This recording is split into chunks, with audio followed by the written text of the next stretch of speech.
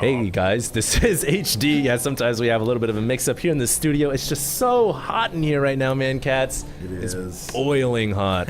All right. Anyways, this is Game 3 of the IPL qualifiers, and this is once again bonus coverage of the IPL. I'm joined by my co-caster, Cats, and this is going to be the final game between Zaka and Moonan. Take it away, man. Absolutely, and I'm looking forward to this. This is going to be played on Crossfire. Crossfire, well, a map one that Zergs love to avoid because of the choke points and the way they can, you know, get torn up by siege tanks. Absolutely. But it makes for an interesting dynamic in TVP. I actually especially like Protoss players that end up going Stargate against Terran players on this map and utilize very, very fast Phoenixes. It makes for a fun dynamic. This map is a little bit harder to navigate conventional Colossi builds because of those same choke points. It's kind of the same problem that Zerg players try to look out for, but maybe not to the same degree.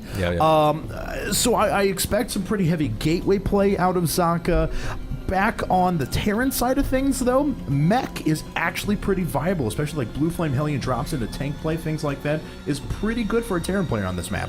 Yeah, and I think what Cat's talking about for all the viewers out there, the defining features on this map is really these closed-off kind of plateaus here, which are right outside the natural of both players. And if you're a Zerg player, you just hate this map because Terrans and Protoss can basically abuse the kind of chokes here. Now, like you said, Terran versus Protoss, different matchup. Tanks and Hellions and mech in general, I think, is very strong on this map. Tanks that can siege up on this ledge, especially potent. Not as much against Protoss as they are against Zerg, but I think that we might be seeing a mech style for Moonan for the first time in this series. Hopefully, at least. I mean, we might be seeing Bio again. You never know. Yeah, Moonan's the kind of player who relies on Bio very, very heavily, but every once in a while, when you least expect it, he'll throw in a mech build at you. So I'm really curious to see what he does. But like I said, it's mostly going to come down to what is Zaka going to do. This is going to be a very strong gateway backbone. If he throws down a Robo, if he throws down a Stargate, I think he's only going to get one of each of those, unless we go super, super late game or something like that. This isn't going to be a double Forge build, or I'm sorry, it could be a double Forge build, actually. Not going to be a double Robo build, not going to be a double Stargate build, something like that. But I really, really do like Protoss players, because of their maneuverability with Phoenixes, to just throw in one Stargate on this map really, really is useful for picking up units all along those plateaus you were talking about before. Yeah, especially if you get those Phoenixes early on, they start to accumulate that energy right away. That's the reason why Protoss players will open up with Stargate right away. Doesn't look like Zaka is going to do that, though, as he's thrown down a second gateway. It indicates that he's going to be going for a 3-gate expo here, if anything, and Moonan was able to scout that out with the SCV. And yes, we do have a factory going down right away from Moonan. Now, whether or not this is for a quick 1-1-1 opening or factory remains to be seen, but I think we might be seeing some mech here coming out from Moonan. Yeah, we may actually be looking at Blue Flame Hellions. He has the tech lab going down on the barracks, and if he does a switch right away, it may very well be a transition into Blue Flame Hellions. He does have that second gas early up, though, so this isn't going to be any sort of like a Hellion expand build. It would be a little bit later if that's the case, because of how much he's investing into tech. But there we go. There's the lift off. The factory going to do the same. No! Putting down a starport right away. So there we are.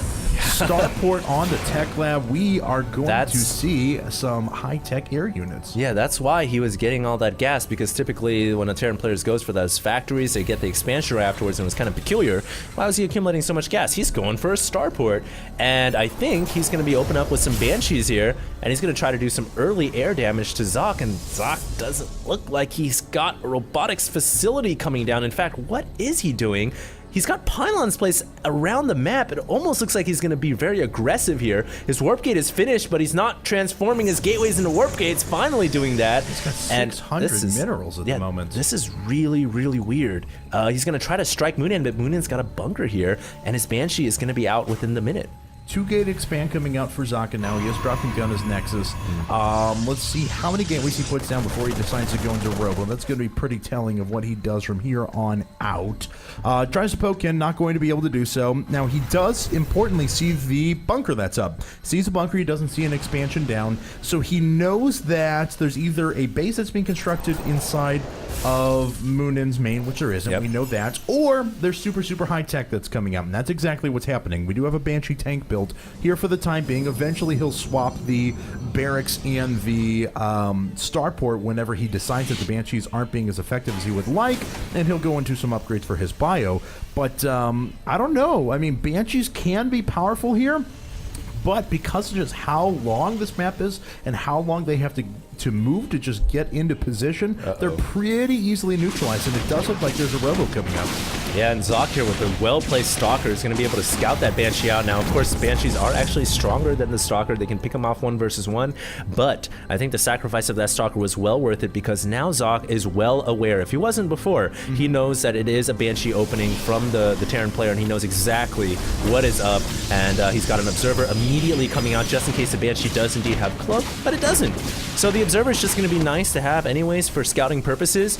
At the moment in time, Zaka is actually forfeiting a little bit of control over his Nexus here, but with 2 Stalkers coming in, that will be pushed away. Yeah, this is actually pretty cool out of Zaka because he didn't transfer his probes down under the impression that the Banshee was going to make its way farther north, and he's just going to sit his Observer there and get ready to intercept it with a couple of Stalkers. Now, this is something very interesting that Zaka's actually doing. He's taking down his destructible rocks next to his main. Usually it's a Terran player or a Zerg player that wants to increase their mobility on the map because they can't just warp units in anywhere they want. So Zaka is actually going after those for the time being. Looks like he has 3 more gateways coming up as well. Nothing else has come out of the robo as of yet.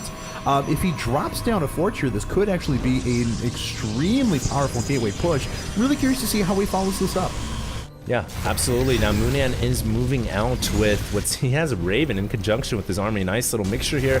I like Terran players that add Ravens to their army, Cats. And the reason for that is PDD is seriously helpful if it's placed right. It's so good against Stalkers.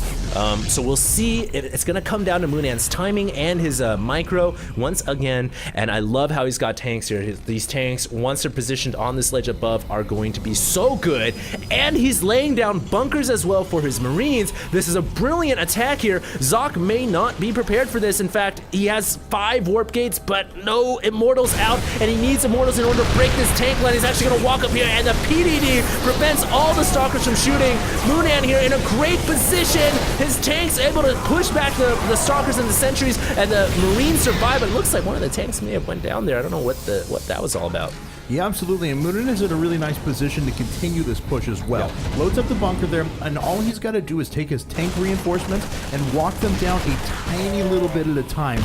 A little bit by little bit, he'll still be under the protection of that point defense drone as well, and as long as he just keeps moving up and denying economy behind that, he is going to be in a magnificent position. He's going to be able to deny so much here. He is down in supply. There is an Immortal finishing, so Zaka is going to have an opportunity because of the walk distance of this map to break this pretty early on and cut off any future reinforcements. But if he lets Moonan really get in position and siege up over the next about 60 seconds, he could be done for. Yeah, Zaka here has a very critical timing here that he has to hit. Notice Moonan placing the buildings within the range, like you said, of that point defense drone, allowing the protection of the Terran forces. The Immortal now has to back out, though. Its shields have been depleted. Oh my god! No. Zaka here, if he loses Immortal, is going to be in so much trouble. Backs it out with 2 HP. He needs his shield to regenerate. Moonan may just sacrifice his Hellion to finish off that Immortal. Can he do it? Oh god, Zaka not paying attention, is actually moving forward with his forces, and that could be game. Yeah, absolutely. I mean, that was a game changer right there.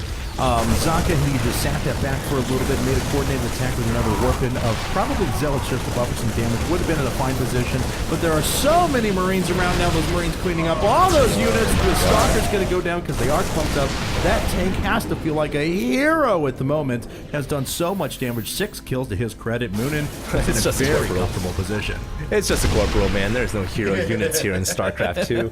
Moonan, though, is doing great right now, Cats. I have to say, this attack so brilliantly executed. The point defense drone's still alive. About to fade out, though, but hey, the Raven's got almost enough energy. About 30 seconds away from having enough for another one. Zaka now has been backed up into his Nexus, man. And once a tank gets about here, it's going to be crunch time for Zaka to perform. And this next tank is going to be critical because that's going to start denying the economy. Zaka has been able to fight on not even footing, but okay footing because he has had that economy still going, but he's got to try and push in now.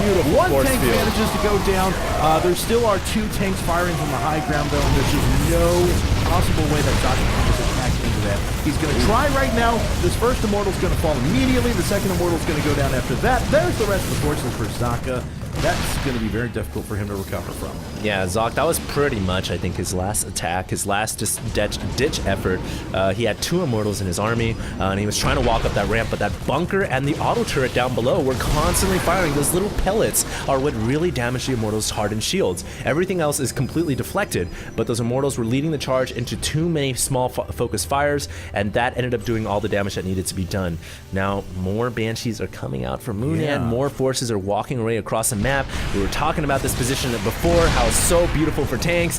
Moonan now is in range of, almost in range of shelling the Nexus, and of course, denying the probe line. Zaka one more time, one last ditch effort, leading the charge with the Immortal. It's gonna be taking a lot of damage from these bunkers. Zaka actually may be able to break this here. I don't know what's going on. Moonan is actually was not able to reinforce his forces, and oh no, Moonan gonna actually lose an additional tank just to add insult to injury. Absolutely. So he is down quite a bit. This attack is broken. Zaka is still down quite a bit. I'm sorry, that's what I meant to say. I need to clarify who I'm talking about when I do. This Banshee is going to make its way up and deny the rest of the economy here for Zaka. Zaka is in a position right now. He's cut off reinforcements quite well, and he's going to be able to clean them up and actually cost-effectively trade for the moment. But he has lost so many workers. Let's take a quick look at the worker count here. Oh, wow. 19 workers killed there for Moonan. And yeah, Zaka is down by 15 workers. Yep. So we're getting close to all in or die time. And the way that Moonan is preparing, he does know that a counterattack is possible. But if he's able to hold that off, there's not much of a way that Zaka is going to recover from it. Yeah, I like what Moonan's doing here. He realizes that his contain has now failed, but he knows that he did significant damage throughout the process of that contain. So now, the only option, like you said, for Zaka is all in or die. So Moonan's just being very safe now, throwing down 3 bunkers, making it a bunker grid and virtually impossible for any kind of a Protoss all in now to end the game. And this is basically going to force Zaka to, I think, play out a macro game, and that is definitely going to favor Moonan at this point. And it's kind of, I'm interested to see what Zaka is going to do. Is he going to make an attack, or is he going to just macro up? I think he's just macroing up. Yes, which I am a little bit concerned about. I mean, he is producing 2 workers at a time, but he's got to know his opponent is matching him. The one security, I suppose, that he has is that he's got his observer flying around and checking and making sure there's no expansions, and he's not finding any, which is kind of curious because Moonan should be expanding to a 3rd right now. He's got the workers to do it. He's almost going to be mined out of his main at this point. In fact, we check his main real quick. I'm going to see Moonan's main here. And looks like he is indeed almost mined out there. So he is going to need to go to a 3rd here relatively soon. Maybe Zaka could try and play the starving game and defend past this, but it's still going to be pretty difficult for him as he has sacrificed so much in the way of tech, upgrades, so on and so forth, to be able to just purely hold that initial contain from Moonan. Alright, so I think you've made every point absolutely clear here, and Zaka is actually going to be pushing out with a very small force across the middle of the map here. On Typhoon Peaks, Moonan moving out with a much larger force, and this is just going to push Zaka back. Zaka was just testing the waters, but the waters are raging with sharks, and he's going to have to fall back and find a new way to win this game, and that's certainly not going to be an attack down the center line. Moonan now has position with siege tanks, easily able to pick off whatever unit that was. I can't tell by the debris, but Moonan is looking great right now, guys, and it looks like he may be doing a 2-pronged attack to close this out. Yeah, I mean, and this is going to be really good. I mean, I still think he's going to win this game no problem, but it's weird how he hasn't extended his lead any further. Banshee's coming in now. Those are going to take out a number of those pros. Oh, this is beautiful. Actually being brought in. Those are going to take out 1 Banshee? No, not quite, but it completely puts Zaka out of position. Yeah. So here comes Moonan. He's going to try for this contain one more time. I'm just so shocked that Moonan hasn't tried to get more ahead. He could have down a 3rd, and he could have 1-1 upgrades at the moment for his units, but he just doesn't. I think he realizes that Zaka is a better macro player than he, and he just doesn't want to play the macro game. I think he just wants to end it right here and now, and I love what he's doing here, sieging up his tanks while the Banshees are distracting and doing a 2-pronged attack. I think he's got enough here to crush Zaka. The Stalkers in the back actually getting killed by photon cannons. A little bit of miscontrol there, but it doesn't really matter. Moonan has more forces in the middle, and he forces the GG out of Zaka. Beautifully played. GG. There you are. Yeah, no, absolutely. I mean, the way he moved up with that PDD that you were talking about before, before, and he just sieged himself underneath it and used the cover of that protection to be able to pick away at the economy. Beautiful play there out of Moonan. Like I said, kind of surprised he didn't decide to get more ahead as time went along, because he would have had the luxury. I mean, you're only talking about sacrificing the resources of 2 Marauders worth right there, basically, to put up another base. So surprised he didn't try to get more ahead, but nonetheless, it was well played. I think he just knew he was so far ahead. He just said, "I'm going to win. I don't want to play a macro game. I just want to win." So, and when he did, he played that very well. All right, guys, thanks all for tuning in. This is once again closing out IPL bonus footage. And any closing remarks, Kets? Yeah, absolutely. Mostly, guys, that if you want to check out more awesome StarCraft 2 content, be sure to check us out at IGN.com/IPL. In addition, you can find us as IGN Pro League on Facebook, Twitter, YouTube, and Justin TV. If you've enjoyed HDNI's commentary, please do be sure to check out our stuff as well. You can find my primary point of contact is twitter.com/catspajamassc2. You can find me on youtube.com/HDStarcraft. Thanks, guys.